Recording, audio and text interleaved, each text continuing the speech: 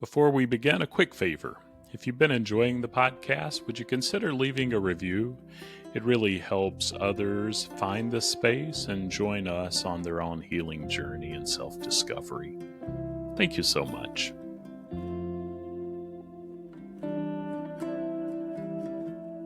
Welcome back to IFS Meditations and Insights. I'm Tim Fortescue, your guide on this journey toward wholeness through the lens of internal family systems. Together, we're creating a sacred space to explore, accept, and love all parts of ourselves. As we do this work, we open ourselves to experiencing divine love and living more authentically. Today, doing something just a bit different and trying my skills at interviewing. More and more people are reaching out, and so grateful to be able to share the knowledge and what others are doing from time to time. So let's jump into my interview with Ashley Booth.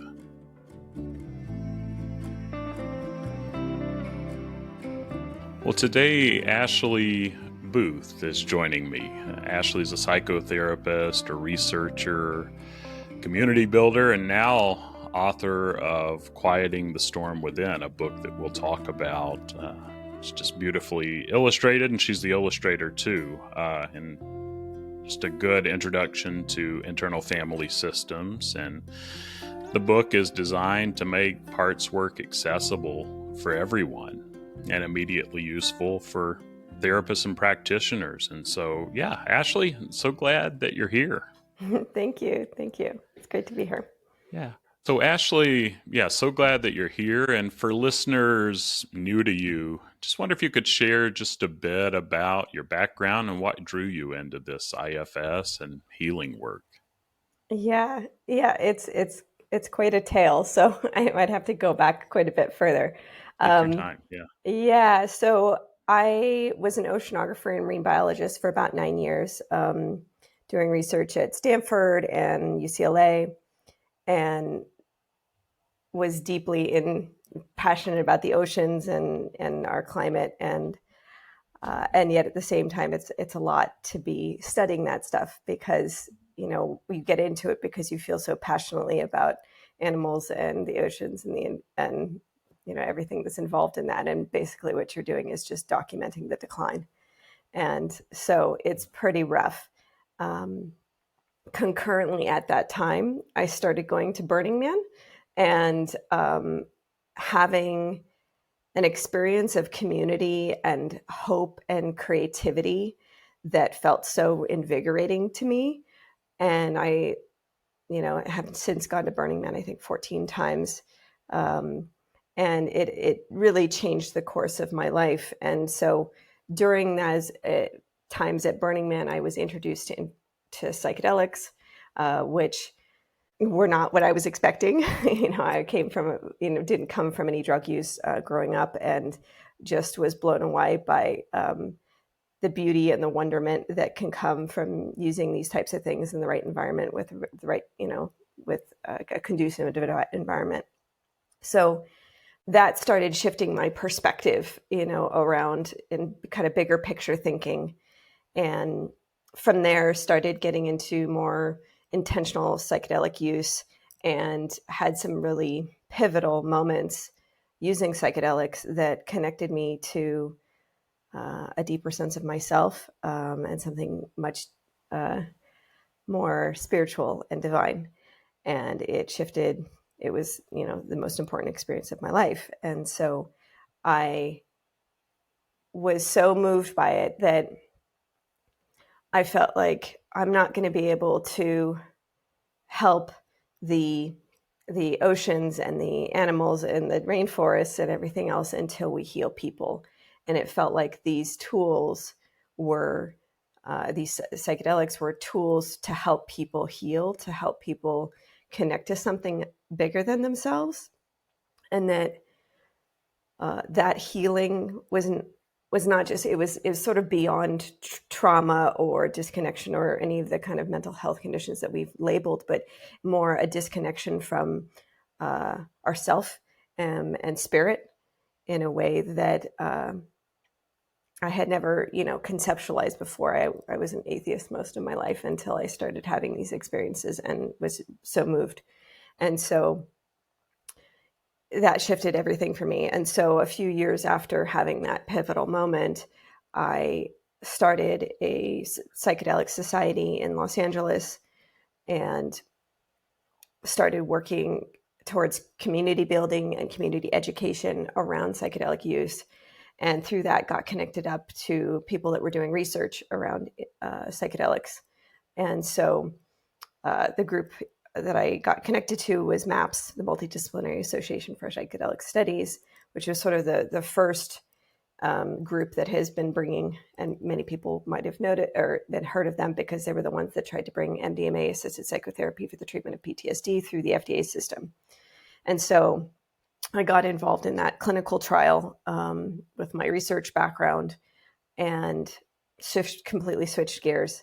And the MDMA clinical trials, the foundation or the people that do the trainings for the therapy with that, they have been steeped in internal family systems. And while we didn't do internal family systems exactly in the trials, what was so amazing was that people under the influence of MDMA started kind of organically doing internal family systems on their own because the medicine allowed more access to their self energy, and the healing just sort of kind of came from there.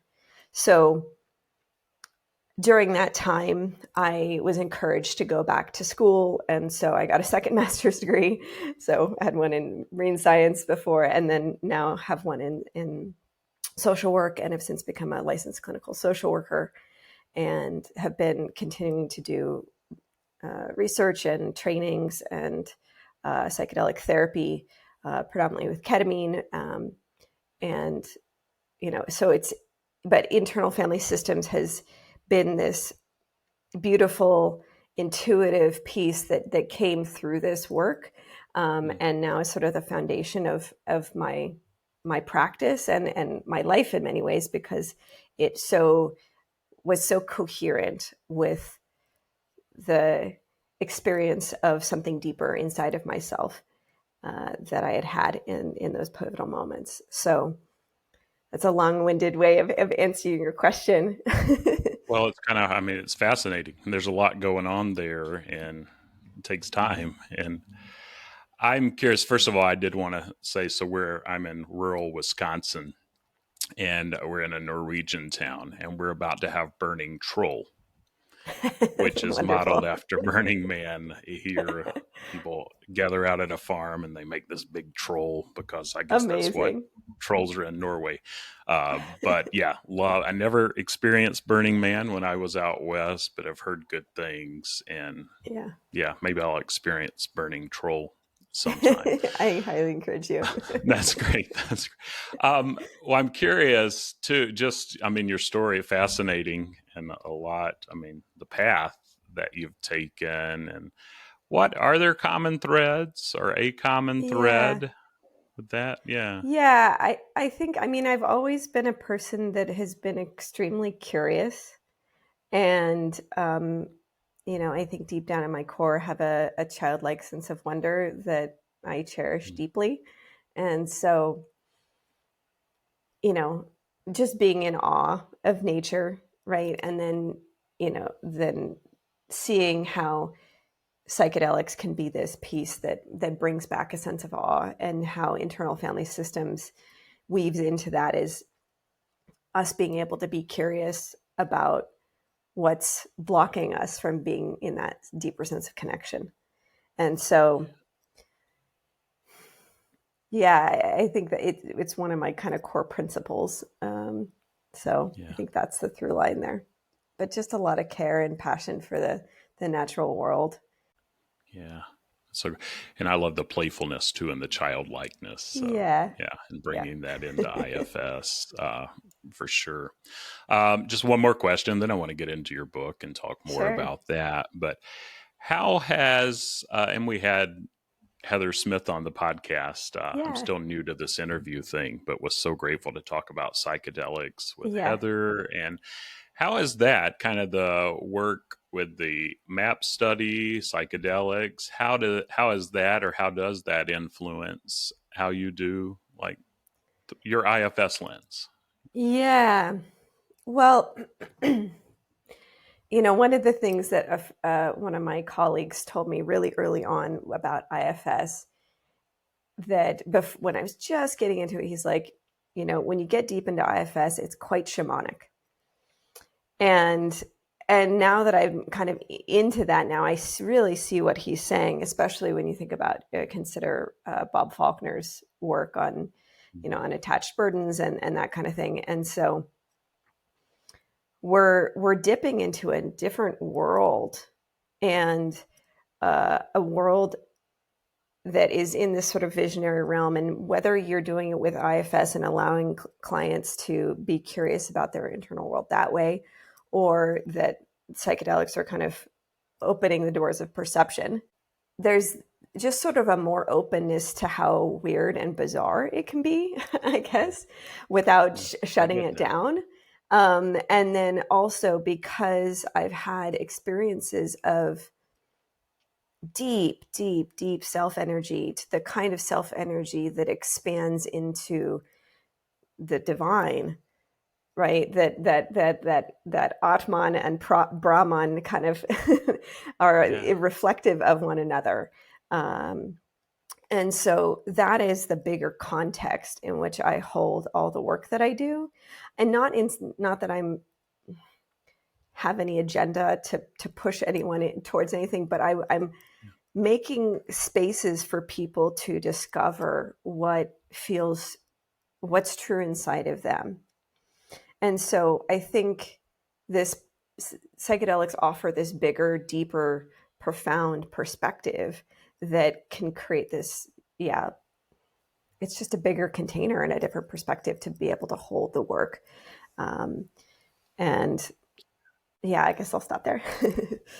Well, we could go, and the spirituality, and I've got parts that come like, how do I talk about it? How do I not? I don't want to push anyone, but Sure. I can't separate the two. Not that anyone has to be spiritual. There my parts come in. Like, you don't have to be spiritual, and I've heard people do without, but there's just something about that big, beautiful mystery. That is, it's a lot of my parts come up, and it's hard to know how to get into it. And that's not what we're getting into today. So maybe another time, Sure. because it comes up in every conversation whenever I interview folks. And so any last words there before we look at your book a little bit? No, but I mean, I guess I'll just say that is, the context, and I don't point at that overtly in the book, but that is the what I'm holding it in, and so I'm hoping that everyone else can have that connection. Yeah, that's great. Well, do you want to set the stage for the book a little bit? Sure. And So for the ones that are on the video, I can hold up a copy here. So this is a little picture book. It's called Quieting the Storm Within, an illustrated introduction to your parts through internal family systems and beyond. And I wrote and illustrated it. I'm also an artist. I've been an artist my whole life, and so this was the first time kind of doing it more professionally, as it were. And it's a picture book. It's for adults and teens. And the metaphor, so the book is based in the metaphor that I think is pretty common in the IFS community, but that our self is like the sun and our parts are like clouds. And so when we have lots of parts in front of us, it blocks our self energy. And so it kind of worked out that the clouds are also like kind of those thought bubbles. And so that's kind of what I have on the front there.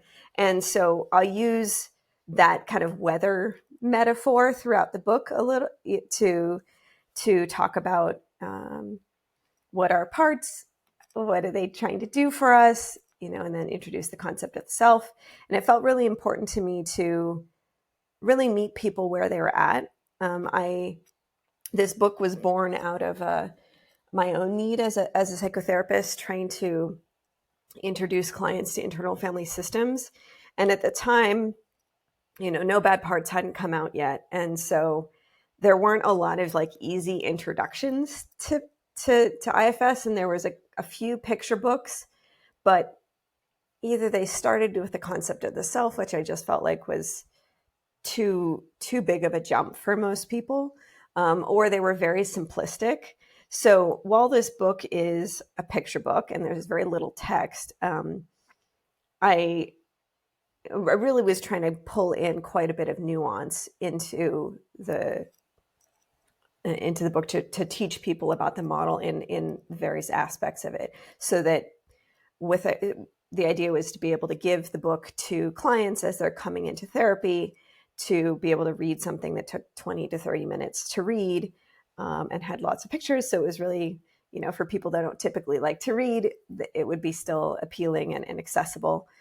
And that people would be kind of up to speed on the model and could kind of hit the ground running with their therapist. And so that I felt like I needed that tool.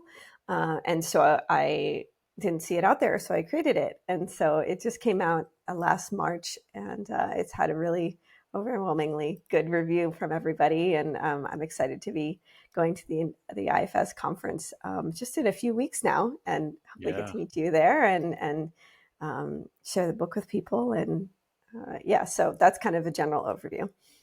Well, I look forward to that too, and to connecting more. And I will say that was one of the things, I mean, it took me forever to get back to you. And then when I looked at what you sent, I'm like, oh, another book. Am I going to have to read a book? And then I opened it up and was pleasantly surprised at, graphics and the type of book that it was. And it is, I mean, for me, it's so much more relatable, and I learned more that way, for sure. How did you decide, and you talked a little bit to this, but what to include, what to leave out, or any more Sure. words on kind of the nuance or uniqueness of what you have there? Yeah. I mean, there were a couple things that were these sort of choice points that I, to be honest, like agonized over for quite a while. But I chose not to use the standard IFS language around firefighters, managers, and exiles. Partly because I felt it was important to name the parts by their unburdened essences. And so, I reference both. So if people are using the standard IFS language, that's in there too. But I started calling the managers proactive helpers, and then I was calling the firefighters reactive helpers. And what I even agonized even further about was like, well, what is the essence of the unburdened exile? And it took a long time, because I was like, it really feels like our parts in their essence are the embodiment of our human needs. And it's either the exiles, when they're just those parts, that type of part, seems to be sort of feeling the experience of that need or the deficit of that need in first person. And then we have this sort of other layer of parts, which are all the helper parts, the protectors, that are attempting to meet that need. And so I still feel like I'm kind of chewing on this one, because it goes outside of what I've seen, and I've talked to lots of people in the field that have been trying to kind of look at the parts from that unburdened space. And so that was something that was a little bit different. And then, but I do try to include a lot of the dynamics. I introduced the proactive helpers, the managers, and how they try to help. I introduced polarizations. I introduced firefighters or reactive helpers, and the other, and how we, how it might become, how we might create exiles through the process of growing up. And so there's a little sort of piece around how that happens. And it introduces the concept of the self. I don't get into the unburdening process with it. That felt, I think a little, it's part of the IFS training is sort of, people need to be a little bit deeper down, and get more support to be able to kind of go through the full unburdening process. So I didn't include that, but I do include a lot of, kind of self-reflective and self-compassion exercises in the book. Right. And I think what also came through to me, I think because I also really love nonviolent communication, Mm-hmm. and how it focuses on our human needs and acknowledging our core kind of inherent human needs. And so that's something that I sort of point to and point out in the book too, is that it seems like, yeah, our parts are really like I said before, the embodiment of those human needs. And so when we can get clear about what core need each of our parts is trying to be in service to, it seems like it creates a deep sense of seeing and understanding, and ways to be able to find other creative solutions to be able to get those needs met that maybe um, aren't locked into the kind of standard protector strategies that maybe aren't as helpful anymore. It's helpful. And I love the idea of the proactive helpers and reactive helper. Did I get that right? Is that, Mm-hmm, mm-hmm. and just because many times we forget in IFS when parts aren't extreme, then they're just parts, but they still have those proactive and reactive tendencies Right, oftentimes. And right. so I love that name for those. And yeah, I hadn't heard that before. So Yeah, yeah. Well, and just to be able to, continue to acknowledge their benevolent intent, right? That they are helpers. yeah, yeah. Well, I saw where Dick Schwartz, he said, yeah, that your book is a vehicle or can be a vehicle, something like that, to anyone so they can quickly comprehend IFS. How'd that land for you? Yeah, it was lovely. Yeah. I mean, his quote was longer than that, and it was a really uh, heartening. And, and when I sent it to him at first, I was definitely a little bit nervous because I wasn't sure if I was going to be stepping on any toes, not using the standard IFS language. But we kind of found a way to include both and have it. But he was, he's just so gracious and just kind of like wanting this to kind of go on and take a life of its own. Yeah. And so that felt good. And I finally got to meet him at the Psychedelic Science Conference in June for the first time. So that was lovely. And yeah, so yeah, it felt good to be able to know that, because the most of the research that went into the book was, I had done a lot of reading, but a lot of it was just me sitting and exploring my own inner system, and obviously learning from my clients as well. But just to know that, we are kind of pointing at coming to the same conclusions, even if we're not necessarily like learning it from someone else, but we're just learning it firsthand. So that Yeah. felt that felt good. It's just a natural, and I definitely have those stepping on toes parts with this podcast. Like parts like, who are you to be doing stuff like this? Or when Exactly. someone like you reaches out that Dick Schwartz endorsed their book, I'm like, wow.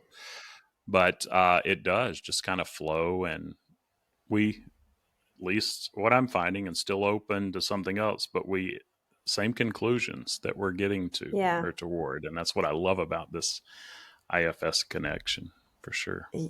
Yeah. Yeah. And I think what I'm getting excited about now that this one's gone through the whole process and been published and everything like that, I'm looking forward to kind of like what books are now kind of coming out of me now. And for a Mm-hmm. while I was like, well, do I do more books that are kind of more didactic, where we just kind of dive into one topic a bit more? And that was feeling a bit forced. And what feels like is coming through now is more just kind of like vignettes around what it's like to live life through the lens of internal family systems. Yeah. And when we follow that, where do we get to? And so Mm. yeah, so I'm working on some new projects, and I'm excited, and just kind of seeing what continues to come out of the ethers. Well, I love it. And just the affirmation of creativity. And I feel that Sure, too in this sure, stuff. And I've sure. never been able to yeah, just be flow like we're flowing. And I'm so Mm. grateful. And I look forward to what comes out and kind of where we end those vignettes. Yeah, sounds exciting. So, yeah, Yeah. more to come. It's good. Yes, exactly. Well, let's look just a little more. And I wanted to let folks know, too, that I do post this podcast on YouTube. And so if you're listening and you want to go back and watch it so you can see and maybe see Ashley holding up the book, I'll put that in the link so you can find it there. But Ashley, so if someone brand new to parts work, IFS, finds your book, maybe feels stormy inside, how might they use it as a first step? Any insight Yeah. there? Yeah. It's like I said, it's really designed to help, like, really start people, uh, meet people where they're at. And so we start with sort of what is it like to have that stormy mind, and just a swirl of different thoughts and perspectives that just feel like this jumble, and really helping people start to kind of unblend from each of the different parts to be able to start to be curious about each of them. And I use a couple exercises in the book to encourage people to expand on that process. And one of the first exercises, which was an art therapy directive that Alicia Dabney came up with, and I sort of adapted it a little bit and got her permission to use it in the book. But it's just to fold a piece of paper 3 times and then fold it back out again and have these different squares. And then being able to ask the question, sort of like, who's here? And in the first square, to kind of draw what part is first up, So, I mean, her directive was more just kind of entirely draw it, but you can draw, maybe write a few words, and then after about 30 seconds, you can say, okay, who else is here? And then explore whatever part is next, and then you put that in the next box, and you can do that for all the different boxes. And so it's just a way to start to kind of untangle all these different voices and perspectives in a way that I find, and what I've seen in my clients find to be very soothing, to be able to kind of pull it out and look at the parts, get a different perspective, a little bit of separation. Um, Yeah.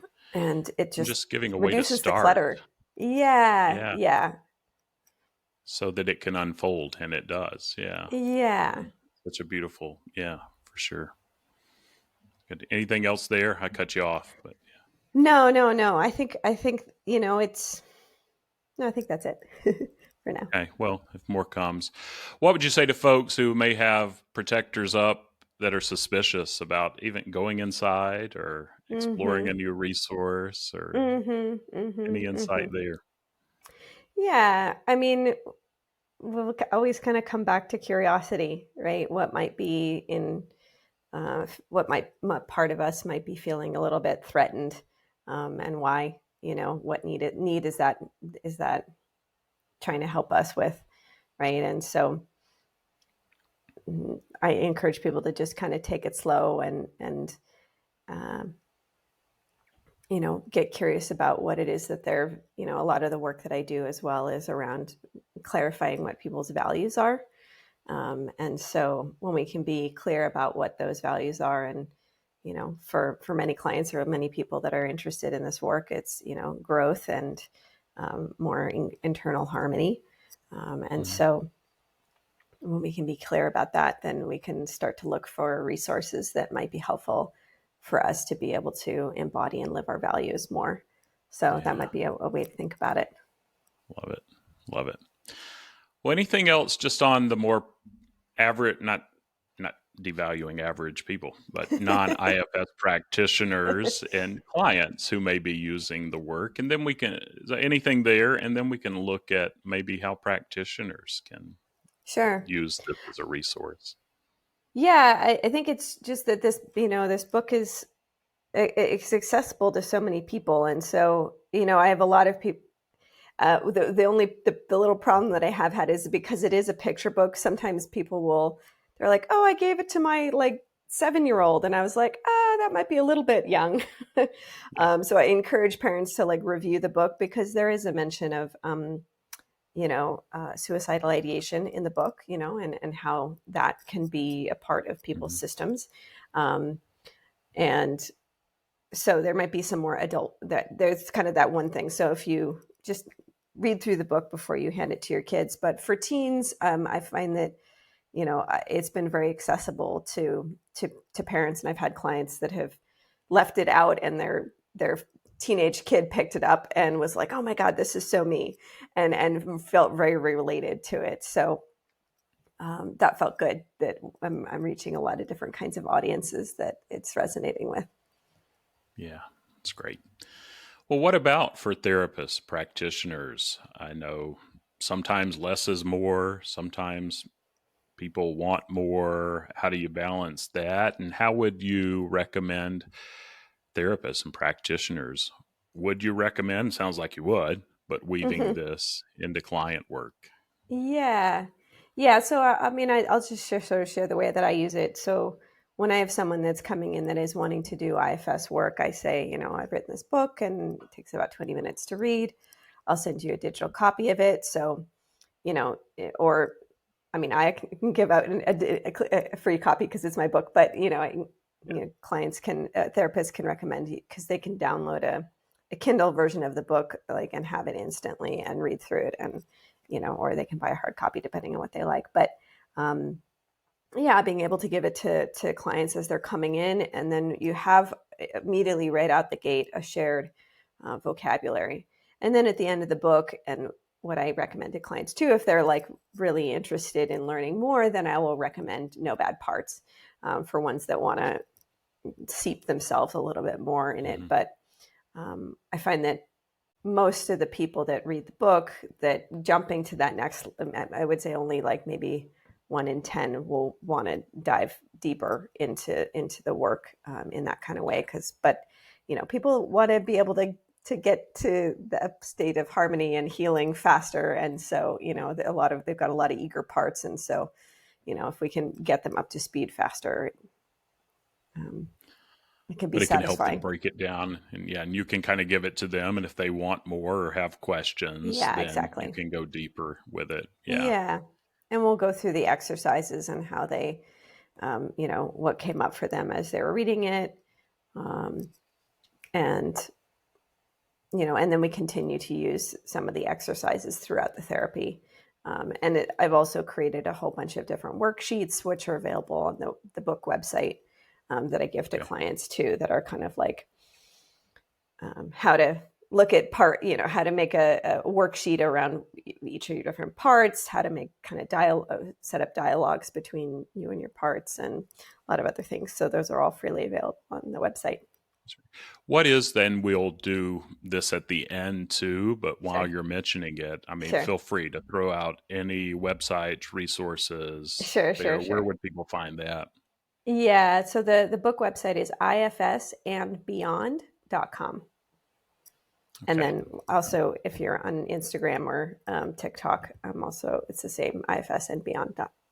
So Okay. I've been Got it. doing little animations and little teaching moments on Instagram, which has been kind of fun way to, things that didn't really make it into the book. I've been kind of doing these little um, illustrations and animations, so that's been fun. So you can Well, follow and me there. Ashley did a great resource that'll be coming out next week, as she recorded a meditation with the visuals and all, and I'll be posting that in the next episode too. So you'll want to check that out. And yeah, Yeah, so grateful for it that. was fun. Yeah, well, it was fun to listen to, and I look forward to putting that out there. Is there a particular part of the book that you think really highlights something well, or that really shines, that excites you, that you may want to share? Yeah, I think it's really about the core needs piece of the whole thing. I haven't really seen that so much in the rest of the IFS community, and it's the more I've gotten into that, it seems so important that we're really tying back and getting a deeper understanding of the parts and how they're trying to serve our system and the various needs that we have. So that was kind of the thing that came out of this whole thing that was kind of unexpected. Um, Hmm. and I guess and another piece of that too was just sort of, um, I don't know, the playfulness of how I Mhm. presented this work in the book. They're little cartoon characters, little clouds and smiley sunshine faces, and it's just trying to bring a bit of levity to what can feel like a lot of hard work. When we're slogging through trauma and all sorts of things, and so uh, I think that can speak to and hopefully inspire some of our younger, more innocent, childlike parts. Yeah. Yeah, well, that play again, that playfulness, which is one of those P's as Yep. practitioners we're encouraged to be aware of. But yeah, I think that's my favorite. I really love the playfulness. And Yeah. maybe that's why I'm on here with finger puppets from time to time on my YouTube channel. But man, it's silly, but it's fun and Totally. feels good and feels right. And so, Yeah. yeah, Yeah. it's great. Yeah. Um, well, let's see just a couple more questions, and then I'll let you, whatever I didn't ask that you want Hmm. to share, and I want you to be able to, yeah, make sure people know where to find you. But is there one, and you talked about this a little bit, but just like common misunderstandings about IFS that the book helps clear up more, kind of Mm-hmm. like maybe those core needs that you were talking about, but Mm-hmm. anything Mm-hmm. else there? Yeah. Well, what it seems, because it's so visual, and I've been, when people post reviews on Amazon, which I'm always reading them because it's lovely, Yeah. but people have been giving some really beautiful reflections and saying things like, you know, I was really confused by IFS, or it was just it felt too abstract or inaccessible to me. Mhm. And this really helped bring it home. And I feel really moved by it. And so somehow bringing it into the visual field helps. Mhm. And also like the spatialness of it in a way. I'm dyslexic. And so I think that's one of the reasons why I love, or well, I feel like I really can use IFS as well as I do, because the way I think is very visual and it's very spatial. So Mhm. when I'm doing IFS with my clients, I'm trying to envision what's happening in their internal family system, in their internal system, and then asking like, okay, well, how far or close are you to that part? How big or tall is it? How what is it? Like what's happening in Mhm. space around that? And so I think when we can pull it into that spatial visual realm, it helps people at least Yeah. conceptualize it a bit better. Not to say that all of our parts are visual or anything like that. I mean, but it just, we have to get a lot of the thinking parts kind of on board. Yeah. And even if we're sort of simplifying it, then that seems to kind of help facilitate the process, because then you can kind of keep digging in deeper from there. But there needs to be some sort of general Something framework. has to click for that trust. Yeah. Yeah, Yeah, for sure. exactly. Exactly. Yeah, and it's hard to find. And when you do, or when people start saying, wow, this really helped me get it, Mhm. feels good. Mhm. Yeah, and it's Mhm. so Mhm. needed, Yeah. for sure. Yeah. Yeah. That's, well, what else? It's kind of as we head toward the Yeah. end here. Well, I would point people to the book website, because, like I said, there's free worksheets on there. I also, for people that are on the video here, I will show. I made these because I wanted them, but I made little mugs with the I love it. characters on them. So here's one that's like, today is a self-care day, and it's got a picture of the sun that's a self, and then I've got one of my favorite illustrations of like one of the parts being really sweetly held in some hands. So I made a bunch of different kinds Love it. of mugs, because it makes me feel happy when I'm drinking my tea and having my with my clients. So there's stuff like that, and magnets and stickers and journaling activities and So all sorts people of can things. get the So merch there. yeah, it's Yeah. you know, people have been enjoying having just ways to kind of continue to keep the playfulness theme, and also ways to remind themselves of like their parts or different kinds of things like that. So that's on there. And then I do a lot of teaching and consulting, especially people that are getting into the field, either that are new to IFS or at the intersection with internal family systems and psychedelics. Because I've been in this field for a long time, and so helping people transition and move their practices. So I'm available for that too. So and they can all find you at that same website.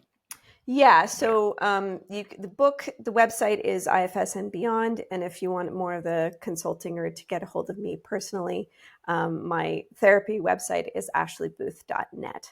So you can find out more about those services there. So. Yeah. Got it. Well, just one more question. Yeah. Just curious, which part of you feels most grateful to have this resource in the world?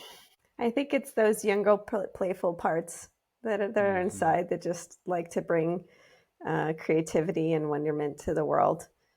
Yeah, it feels good to share that. And those protectors too, but my little tender ones, they've got so much to offer, and they don't have to be pushed down anymore. They can shine, and when others see that, there's a need for that in the world. There's a need for that playfulness, and it seems like, I think we say that like self is contagious, right? But I think that like those unburdened childlike parts are also contagious in the same kind of way, or maybe when they're kind of charged through the energy of the self, it helps other people, give them permission to be in that inside themselves.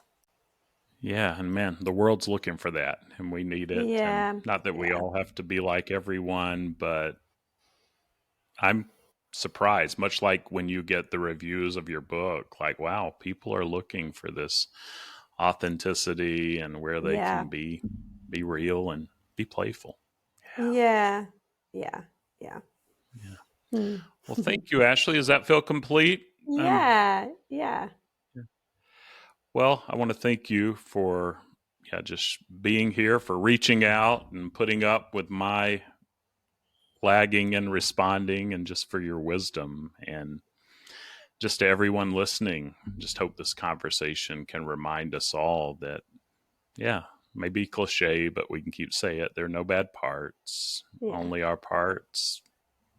We're all longing for that compassion and care. And you're not alone. I'm not alone. And we're in this together. And check out this book. I'm looking forward to looking into it more and using it in my practice too. But so grateful for you, Ashley, and thanks for coming on. Yeah, and I hope everybody enjoys and follows up and gets to hear the meditation next week. And it was fun doing the little animation that goes along with it. So you can maybe listen to it first on your own, but then find the animation on YouTube, because that was another I'm looking. Often I do these as special episodes, but this one and the next one is my podcast for the week. And so, I look forward to folks. Check it out, and I'll do it right alongside and look forward to engaging too. But thanks so much, and I look forward to staying connected. So. Yeah, me too. Bye.